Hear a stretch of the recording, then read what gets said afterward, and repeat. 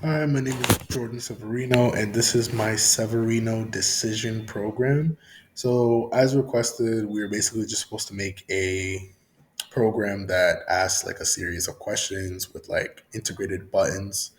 So the prompt was like, make like a program that uses what music you would listen to and then ask you a certain type of question. So basically, if you click one, it would lead to the next question. But if you click the no version or a question that like differs from a question, the answer that could lead to more questions, then it would just like pop your Bitmoji up and then give you the like an answer. For example, fast. What type of music do you like? It would be fast paced, would be a question that leads to more questions, or slow pace would lead to more of a no question, so it just answers it for you and gives you the option.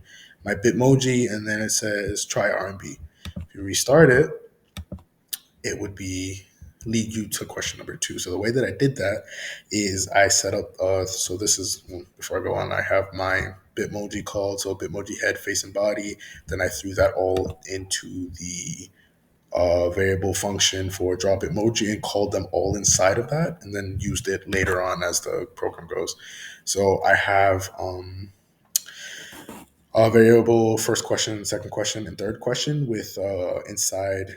They were all functions, so I put in the color that I wanted for the program. So it was like this turquoise color, and then the text size and the questions that I was going to be asking, plus their two answers, and I put them all in a similar position to like try to organize it.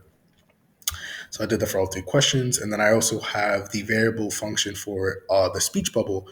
And I just basically gave it a parameter for the example of like for the text.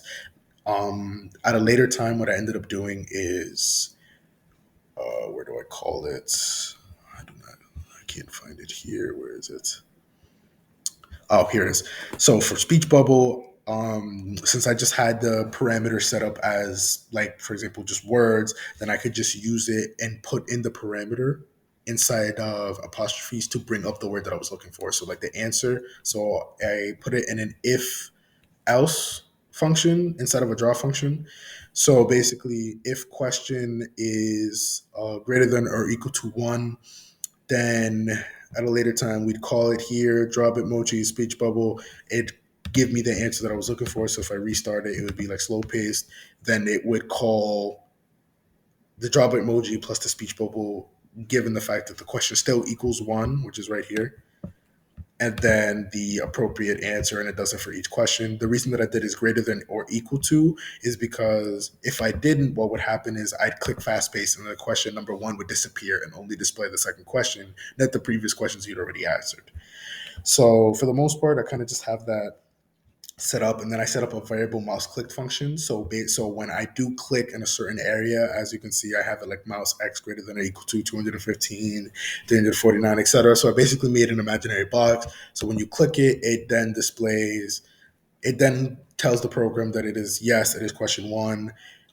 If you click in this area, it will be question plus plus. So now question now equals two, etc., so on and so forth, until you eventually get to the last question, which gives you the option to say try Afro rap, or if you go all the way to the end and say you don't like Caribbean music, well then good luck because everybody likes Caribbean music. But that is my Severino decision program.